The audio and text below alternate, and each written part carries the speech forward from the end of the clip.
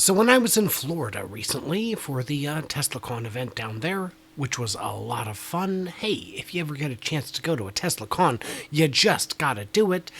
I had a chance to meet with Brian Jenkins from I1 Tesla. Yes, of course, his parents, like mine, had the good fortune, good wisdom, and good graces to spell our names correctly, but that's not the important point.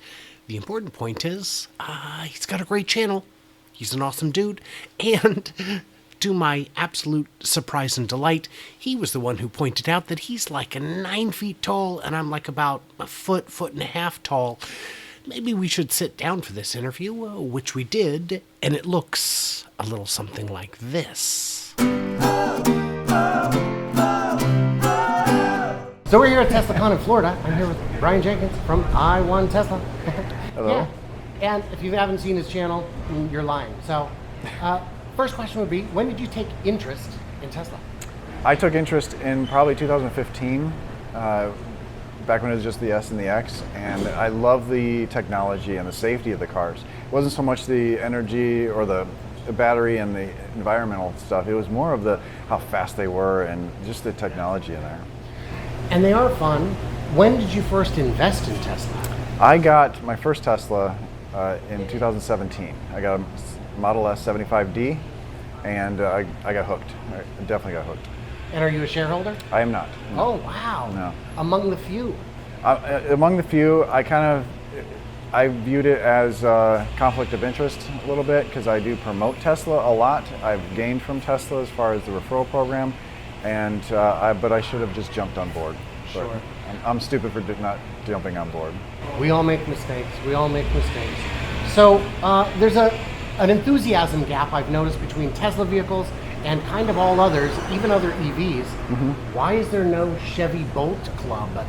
Because they don't have the range to get plates. Oh, I'm sorry. You can't get to the convention. No, those are good cars. There's other cars out there, and I'm glad they're making those cars because these Teslas are very expensive, and not everyone can afford them. So there needs to be a cheaper version, or I don't want to say cheaper version, but a more affordable version that more people can get, and competition breeds cheaper prices for Tesla.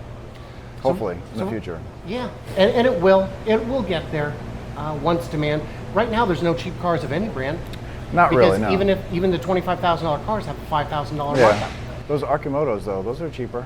You don't get doors with them, but yeah, you don't get. Yeah, you do get some or the exposure range. to the elements. Yes. So, what would you say are the worst EVs on the market?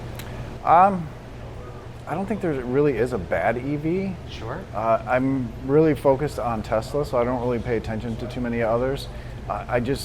Everyone needs to start somewhere. Right. And they need to grow and learn from everyone else. Tesla's first car was not great. No, it wasn't.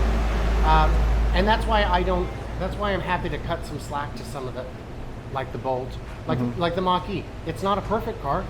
But it's a very good car. It's a very capable, very competent car. The Hyundais and Kias. Okay, so you don't have a frunk yet. It's coming. So you've made like 800 videos now. Yes. What do people want to see? What do they like? What do they want more of? Everyone likes the customizations I do. Definitely the screens in front of the steering wheel, because the Model 3 and Model Y don't have anything in front of you. And a lot of people like that. I like it. But some people like to see a little display up there, and those do well. I've noticed everyone likes some type of binnacle display. And there's so many customizations, and you cover an awful lot of them. Yeah. In, I'd say, kind of ridiculous depth, which is kind of nice to have. Well, I go into it without really reading the directions, or sometimes I don't get the directions for parts, and I just dive into it, and people can learn from my mistakes, or I just think it's fun to try. Yeah. So what's your next EV going to be? The Roadster. Is it really? Yeah, oh, wow. Tesla Roadster. That's whenever that gets made. Hopefully next year they start making them, but I'm excited for that. I'll keep my Y until then. And what would you say to people who are sitting on the fence saying, I don't know, shouldn't I buy a Tesla? Well, I mean, obviously buy one, but more specifically.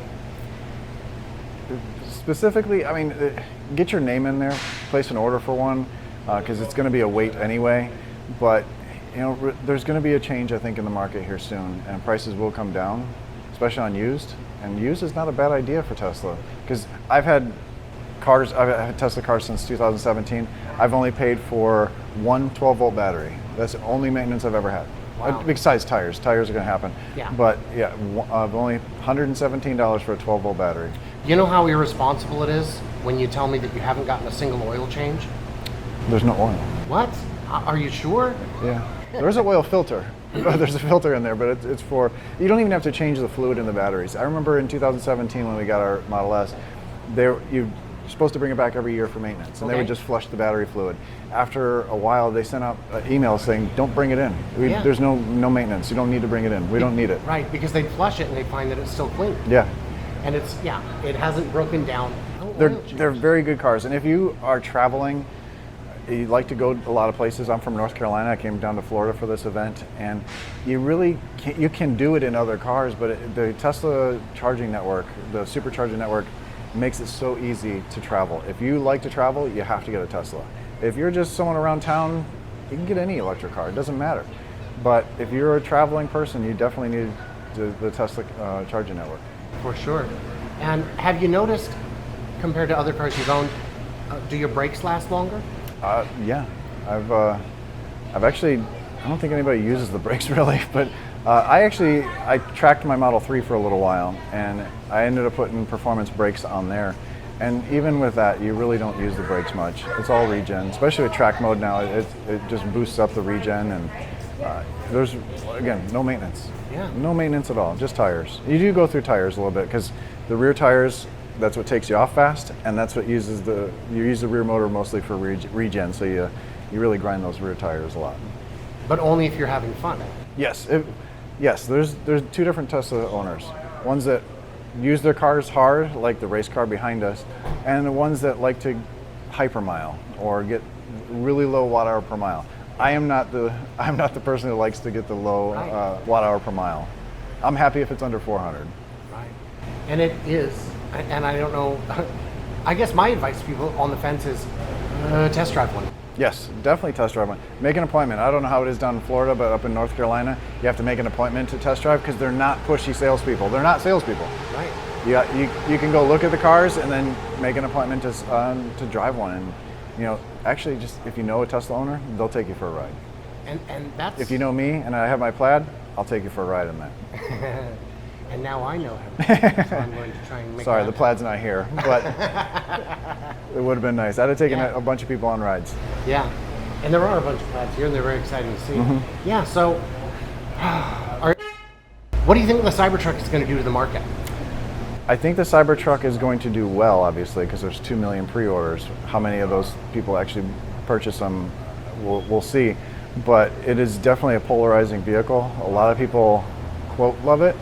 I'm not a fan of it personally. I've voiced that in a couple videos, but it's not the design for me. But I think it's a very striking vehicle. If you have a business, buy one of those. It's a rolling billboard. Everyone's going to look at it. I love the specs, and I love how durable the thing's going to be.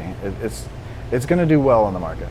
Yeah. As long as the price doesn't go skyrocket once they actually reveal the prices. And once they get into volume production. Yes. Certainly the early ones are going to be. Yeah. The top models and the top prices. I'm excited for it because I want to see one. I don't know if I'll get one. I probably won't get one, but I do want to see one and ride in one. I didn't get to ride in one at the event, but it was a long night there. Yeah. Very long night. Yeah. But it was very interesting idea. But a lot of them will be wrapped because they're all one color. Right. So there's a lot of wrap shops are going to love Tesla. Any color you want as long as it's stainless. Yeah. Yeah, it's going to be fun. I'm wondering how those are going to hold up in car crashes. Our Model S, it was in the body shop for 141 days. My wife got rear-ended. But how are you going to replace those panels when the car is put together like origami? Yeah. That's going to be interesting for body shops. Well, it depends how good you want it to look. If it's just a utility truck, you can just weld new plates onto it, basically. But that's going to look not factory. Is it going to dent? Is it going to just destroy the car that you hit? Yeah, and I'm confident they've done the crash test I'm sure simulations. they have. I'm sure they have, but it'll be. I look forward to seeing that. It's as well. interesting. Yeah, Brian, thank you for hanging out. And by the way, Brian has the awesome good grace to spell his name correctly. Yes. Some Brians don't know how to do that. Yes, with an I. Yeah, yeah. All right. Thank you so much. I didn't have any say in that. I was too little. But So if you made it through it, I appreciate it. At this point, you should probably subscribe or like or leave a comment or, jump over to Patreon and maybe throw me $1 over there. YouTube is really terrible about these things, and it makes all the difference in the world. I appreciate it. I appreciate all you do. I appreciate you getting through this far, either way. And Brian Jenkins, I appreciate you taking the time with me to kind of share the wisdom. And for those of you complaining that the saturation on the lens is all wrong, I cranked up the contrast. There was only so much I could do. There was a thumbprint inside the wide-angle lens, and I apologize to all of you for that. I do my best. So what did I miss or misunderstand? Leave me all your thoughts, your wisdom, your juicy brilliance, all that good stuff, and let me know. And I can't wait to hear from you clever robots tomorrow. So I'm at TeslaCon in Florida with Brian Jenkins, who you might know from I3 Tesla. I won Tesla. Of course, you told the story and everything. You told the story and everything. I still... Cut. Take two.